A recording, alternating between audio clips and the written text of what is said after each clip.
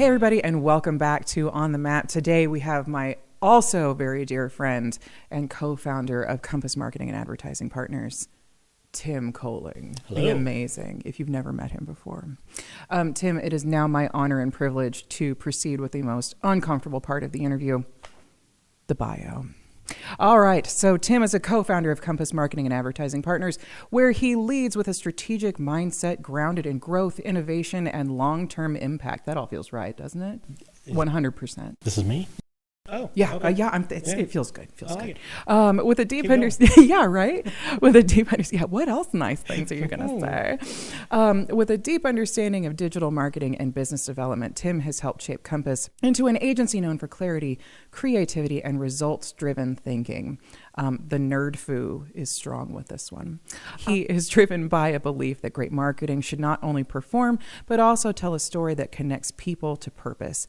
Tim brings a forward-looking perspective with every challenge, constantly exploring new trends, tools, and opportunities to help clients navigate an ever-changing digital landscape.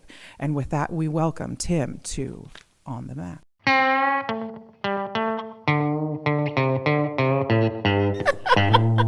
You want me to do more intros for you, kind of thing? I do, yeah. Yeah. I'd kind of like, can you record that and I could play it every morning when I get out of bed? Just your own hype video? Yes. Yeah. Dun, dun. I like it. Well, Tim, I would also like to be sure and likewise thank you for bringing me on board. It has been wonderful to get to work with you. I've known you. All right. Yeah. It's been okay. Yeah. We're soldiering through. Guys, once the crying stops, we do a lot of good work. That being said, what brought you to helping be the co-founder of Compass Marketing?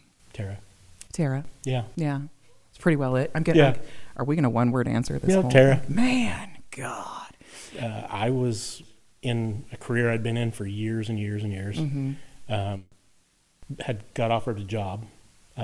Really wasn't too excited about it, but I wanted to go through the motions because the person who offered me the job was a longtime friend. Mm-hmm. Reached out to Tara, who we would talk and bounce stuff off each other on a regular basis. I was like, hey, would you be a referral for this thing so I can, have some referrals? And she said, I would, but why don't we talk about this instead? And I'm like, so now what was that again? So that's when the conversation started, and that took us to where we are now. And now we're here. We are here. Was there any big risk that you saw in taking this leap? After we kind of started putting our heads together and started talking through what it would look like and why we wanted to do it, this may sound a little arrogant, but no, I didn't really feel like there was going to be that big of a risk because we saw a very big need, and I think we've done a really good job of filling that need. And so, no, I just, people have asked me that. Were you afraid? Were you worried? I'm like, not really. Yeah. So. Yeah. Yeah. No, that's really cool. Yeah. That's really cool. The faith and the trust in the partnership and, what it's all evolved into from there. I mean, come on, it's Terry Dimmick. Valid point. Exactly. Very valid point. Come on. So, so when you talk about that need that you didn't see being filled out in the marketing agency world, can you elaborate on that a little bit? What kinds of things did you, Tara's going to, speak about some of the things that she was needing in a previous life, but what were some of the things that you were seeing? So kind of who we are now, we talk a lot about in Compass of define, design, and deliver. Mm-hmm. I think there was a lot of those silos. There's maybe some define happening for people and some design over here happening with a different company and deliver happening over here. And I think businesses were just worn out thinking, okay, I have to go over here to get this, and then they're going to send me over to do something somewhere else. And we wanted to be, I don't want to say start to finish because there's really no finish. We wanted to be... There's start over. Yeah. There's next lap. Yeah, next lap. That's true. But we wanted to be able to help people with businesses with every step of the process. Sure. And I think we've done a really good job doing that with the people we have in place, which, hire people that are better than you is always the best thing to do. And then let them do what they do. Just get out of the way. Yeah. So when you think about Compass in 5 years, Now, I want to preface this with, I have never been a big fan of the high school essay that says, where do you see yourself in 10 years? Because who knows? But Exactly. if you had all the control in the world, where do you see Compass being? What are some goals that you might have? Gosh. Well, number one, we're 3.5 years in. Yeah. I never thought we would be where we're at now as far as How fast it's gone. fast it's gone. Yeah. How many people we have on our team. I thought, hey, we'd be 3 or 4 people after 5 years, and here we are. How many? We're at 11 for sure. 11 Yeah, full time, and then full time, not counting our subs and different things like that. Where I see us in 5 years is just doing what we're doing now better, or just more of it. Yeah. I think we're filling the need so much for clients right now that it's, how many times do we go through meetings and it's like, okay, who's got capacity to take a little bit more? It's every meeting. It's every meeting. Which is fine. We love That's it. a happy That's problem. Who we all are. Yes. But I just see us, of course, everything will change. Things are changing daily, especially in my part of the world with the digital and media and different things like that. But 5 years, I see us just doing what we're doing now. Just better. At a different pace and better, and with what we have to work with at that point. Mark that down, friends. Doing the same thing, but better. Kicking into kind of your arm of what it is that we do here at Compass Marketing, you are tackling digital marketing and sales for us on the daily. And I know no day is the same. None of our days are the same. I think, honestly, we would get bored, though, if it was too consistent. Right. So, but within that vein, can you talk us through what are some of the things that you tackle in a day? Okay. And then maybe a little primer on what is digital marketing for somebody that might not be as familiar. Wow. So once our designers and everybody else make it really pretty, I'm the one that makes sure the people that need to see it. Yeah. So I put it out there. So a lot of times what I'm doing during the day is just watching campaigns, optimizing them, working with clients. One thing that we're very thorough on is when you're doing a campaign with us, whether it be traditional media or digital. Sure. We go through a reporting system with them every month. And we say, okay, here's what it looks like. Here's what we're seeing. Do we need to pivot in any places, or do we want to shift things here or shift things there to optimize as much as we can? Right. So we're watching that. Some of the things in digital that we can do are target locations in real time and go back in time. So we can go back in time and say, hey, there was an event I really wish I could have been in front of those people. We can target that event by going back in time. So a lot of the things I'm doing are helping clients identify those locations, identify those events. I'll spend an hour or more for each client identifying some of those locations. Mm-hmm. And this isn't, and some of these are national, international. So we're looking at things across. Yeah, we do have some international clients. Yeah, so we've got clients all over. So a lot of that, we put together a campaign just recently for a client where we had to reach out to a lot of the traditional media, get information, get ideas from them, put a case together for the client of what to do for a grand opening type celebration. Oh, yeah. Mm-hmm. So it's really, there's no day's ever the same, but it's always fun. And to go into the digital, it's like drinking from a fire hose. So you got to kind of watch what you can do. We can do some really, really intense things that people don't grasp on a regular basis. That was good. That was one of my questions. Going to kind of follow up with you with what are some of the biggest hurdles for explaining things to clients? Yeah, it's not so much hurdles as it is when you're talking. When you say digital advertising, they're like, oh, you're going to put our ads on some websites or different things like that. So, and in their case, they're running their business. They don't have time to think about it. But some of the things that we can do and how precise we can be with not only ads online, but ads in streaming TV, ads in digital audio, your streaming audio services, email campaigns, different things like that. That's where when we're in the define stages, or we can even go one further and say we start with a discovery stage before define, design, and deliver. Mm-hmm. We're figuring all those things out and figuring, okay, what are the right tactics? We have, in our digital portfolio, we probably have 30 different tactics we could do.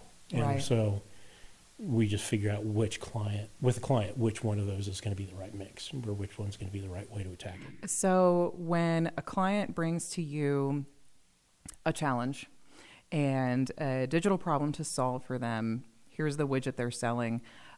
Talk to me a little bit, because what I really want you to do is tell me the story about when you and your wife were watching the Olympics a few years ago. Yeah. But so how do you define who that company is trying to talk to? What are some of the things that go into that conversation? Well, let's start with that story. Yes, it's one of my favorites. So what's funny is people, when you sit down and talk to them about digital, once you get going and kind of get into it, especially what you could do for them, it's like, oh, how can you do that? Yeah. You can really do that? Yeah. The prescription targeting, we'll get there, but that's one of my most fascinating ones. Yeah, exactly. So it was the Summer Olympics, so it was that 1.5 years ago, 2 years ago, more than that. But anyway, so in our household, we have our living room, and then we have a bedroom off the living room that's my office there. Mm-hmm. So I'm in there one evening working. I have a big TV above my desk, watching the Olympics while I'm doing stuff for work. Well, I tend to maybe have my volume up more than normal. So my wife, bless her heart, she's in the living room around the corner watching the same thing. Right. But she has the volume off because my volume is adequate for both of us. So commercial break comes on. She yells at me. She's like, "Why'd you change the channel?" And I was like, "What are you talking about?" She's like, "Why'd you change the channel?" I'm like, "I'm not. I mean, my remote's the other side of the room." She's like, "Well, it's a different commercial playing." Well, she, on her device, was tracking her by what she does, her interests, behaviors, that type of thing. Mm-hmm. My device was tracking me.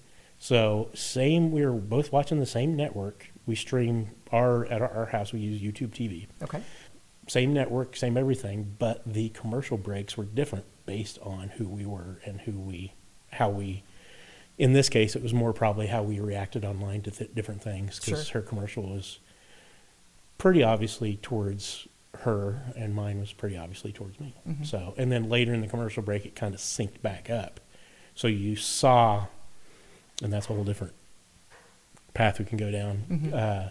A lot of those commercial breaks, some of that portion is set aside for different digital, some of it's set aside for more local content, but that portion of it was obviously the digital side that was really focusing on talking about how we can target people. Yes. So you can, when we talk to a client, they can come to us and say, okay, here is our key person. This is the person we want to talk to. It could be a female, 25 to 45, that has these interests, these behaviors.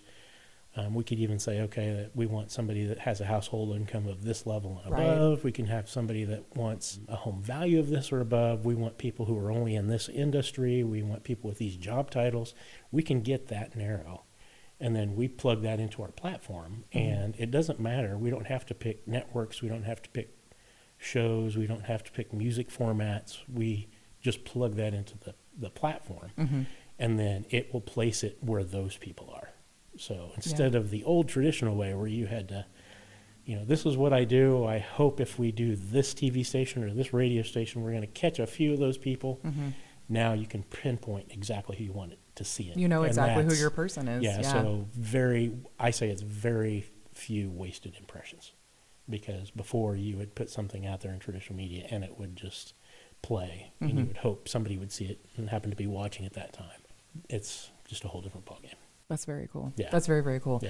Well, and you had a very recent success story with a client where they had hoped to raise a certain amount of money. Oh, yeah.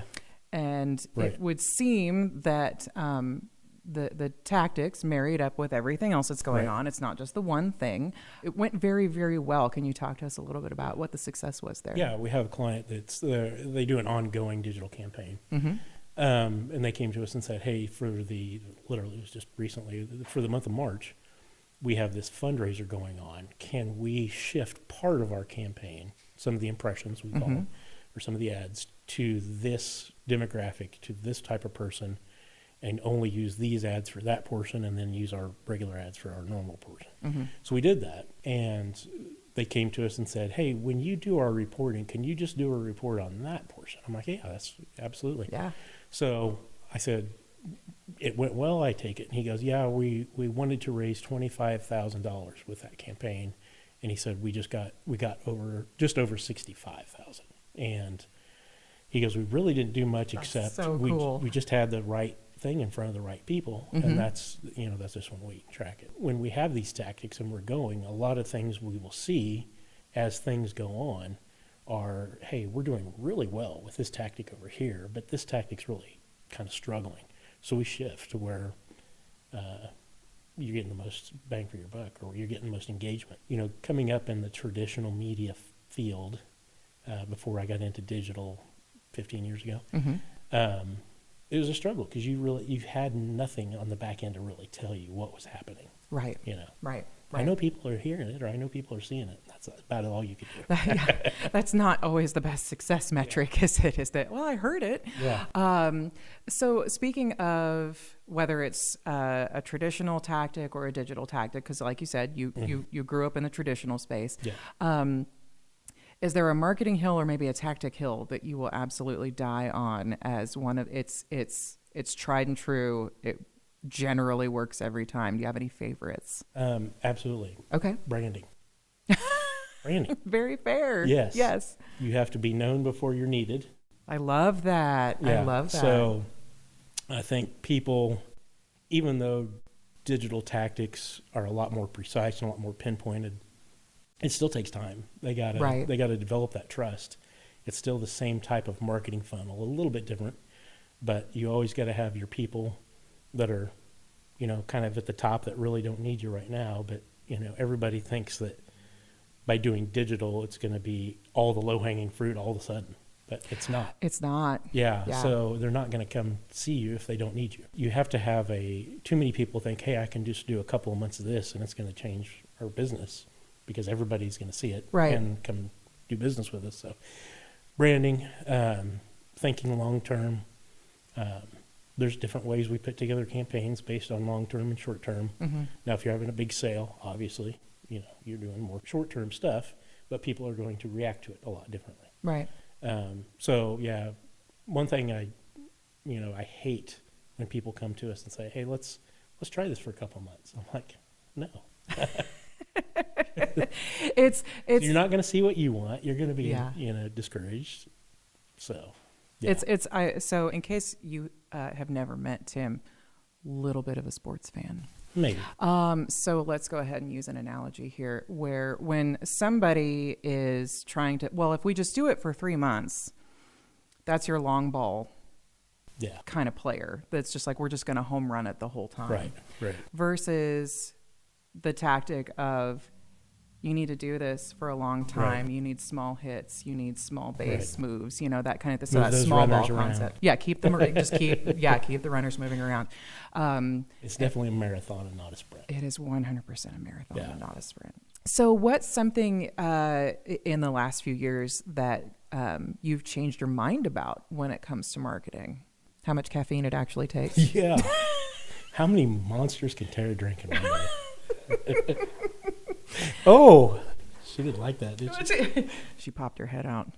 She told me I was number one. The monodigital sign of ill intent.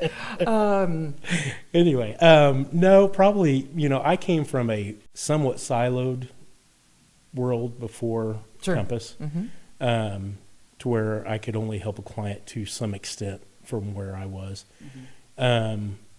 And I knew that would be changed, and that was the biggest change I was looking forward to, because I was helping clients outside of what I could do before we started Compass, just as, a favor to them and doing that a lot. So some of the things that I see that I've kind of woken up to are when all the nerdy design people on our team start talking about all that stuff and what makes a difference. And, and it's funny because when you all are talking about that stuff and you talk about colors and different things like that, I'm like, I'm colorblind, so yeah, sure. But no, the thought process that goes into the design portion of it, because you got to tell that story. And if you don't tell that story, and if the I can put all the digital ads or all the traditional media ads out there that we want, but if it's not saying the right thing or it doesn't have the right look, I was going to say, if we don't give you the right message or the right look, Right. or the website's not tidy, you guys are ultimately putting the welcome mat out for getting the person to react. Right. Yeah. So if we're not saying the right thing or not showing the right thing, it's not going to work as well or work at all. So the thought process that the design team that we have are just phenomenal. Well, thank you, buddy. I'm in awe we every think day. you're pretty nifty too. Yeah. So that's the things that, I knew there would be that element to it, but every day when we have meetings and I listen to what you guys say, it's just like, oh yeah, okay, that makes sense. So. Well, that's very cool. I appreciate that. Yeah. Well, I mean, and likewise, because there's, I know Tara loves as well, listening to you talk to a client about their report for the month and say, hey, this number may look like it's only, 6% or 4%, Right. but when the industry average is 0.25%, Yeah. you're doing great. You're slaying. It's not, we're not blowing smoke when we say that. That's a really good number, and validates the cost and the intention of what it is that they're trying to do. So digital changes a lot, and it changes fast. How do you feel like you stay ahead on different tactics and things along those lines? Really, our platform team that we work with, when we put together a digital campaign, the nerdy people in the background that pull the levers. Heck and the nerds shall inherit the earth, my friend. They're the ones that are telling me. I talk to them daily basis, and we talk about the tactics we're doing, and they're like, okay, well, this is something new we can do with that tactic and different things like that. So really the tactics don't change as much as what you can do with them. And very fair. So we're learning, honestly, we learn something new every week to some extent. True story. And then when we go through, before we go through a report with our clients on a monthly basis, we kind of go through that report on the back end with our platform team. And so when we're doing that, we learn a lot all the time. So the things we can do, it's been around for a couple of years now. You alluded to it a little bit ago, but we can target people by the prescriptions they are taking. We can target them by the diagnosis they've got. And it, for the record, is not compliant. a HIPAA violation. Yes, because we don't have names, but we don't have names. We have a diagnosis or a prescription. So that's very valuable to some people because they say, if that's who they're targeting and that's who they want to have their ads in front of, we can do it. And different things like we talk about how we can go back in time with the device ID targeting. So real quick on that, your phone has a number, just like a VIN number on a car. Yeah. Not your phone number, but a device ID number. Right. So we can capture those device ID numbers through cell coverages and stuff like that. So we can do it in real time. We have companies out there that are targeting people that are at a location all the time. Or we can say, hey, well, let's go back in time. I want everybody that was at these businesses or these events in the past. One place that really worked well for us was, and this was in my previous life, but I was still doing digital. Sure. We got the contract with one of the major universities in our area in February of 2020. Well, as we're getting ready to put things together. I can imagine the timing that you're alluding to on this. A month later, everything shuts down. Everything shuts down for COVID. They're in a panic because they can't go into the high schools and talk to the kids anymore for recruitment. But we're like, yes, we can. So we were able to go, when the kids were in school, capture the device IDs of those kids in the schools, parents, everything like that, start serving them ads. So that university was really the only one. All universities took a really big hit they did. Admissions that next year. This one took by far the fewest hit. Lowest hit? Lowest hit? Yeah, lowest hit. They have a lot more kids than the other ones. So that helped. Excellent recovery. That was good. Yeah. So we've talked about a couple successes. Have you had any campaigns that maybe didn't work as well? It happened. No, all wins. No, yeah. Well, and if they didn't work as well, what did you learn? Right. Yeah, you got to have a few scars. I have a friend that always says, if you don't have really good scars, you're not doing anything right yet. That's true story. But no, we do, we'll start campaigns for clients and we can see, luckily, as we're watching them, like I said, we do these monthly reports, but we also have because you are very much camping on these on a daily yeah. basis. Yeah. So we do a monthly report, but we also have a live dashboard that we can look in on them. We also try as hard as we can to have a look into our clients' Google Analytics if they're running Google Analytics on their site, because then we can see. Very important. Yeah. We can see on the back end how things are working once they've came to the site. How many things are clicking on, how long they've been on there, how many new visitors are part of the visitors that are coming. So yeah, we have had some that haven't done well, but that doesn't last long because you can optimize, you can change, you can pivot. Right. So yeah, we've had some that maybe we guessed wrong on who their target was or how to reach that target, and then once we've pivoted or changed, we've had some that use static ads, and so we shifted to some like video ads and made all the difference in the world. Or we had some that were targeting the wrong demo, we switched demos, and it made all the difference in the world. Has there been anything about running an agency that was unexpected for you? Having to put up with me every day? Yeah. Also an option. Yeah, there's that. No, I mean... why did I not buy a Jeep? I was... Also an option. Yeah. That's fine. We wouldn't go there. Really, the biggest thing, like having designers around, I didn't have that. We try to have business meetings here internally.